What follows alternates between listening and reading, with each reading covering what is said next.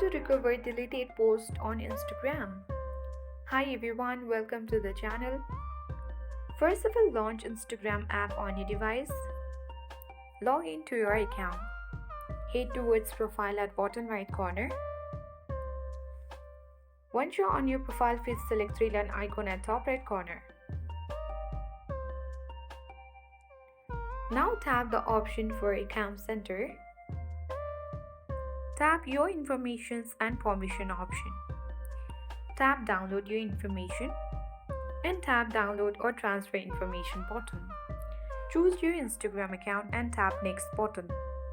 Tap Some of your information and you have to search for a post.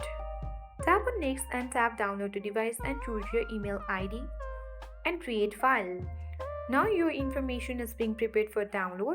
If it is downloaded, you will get notified on your email address. You need to simply open it and from there you can recover deleted posts on Instagram. So that's it. I hope this guide was helpful. If it was, then do like, share, comment and don't forget to subscribe. Thanks for watching and see you in the next video.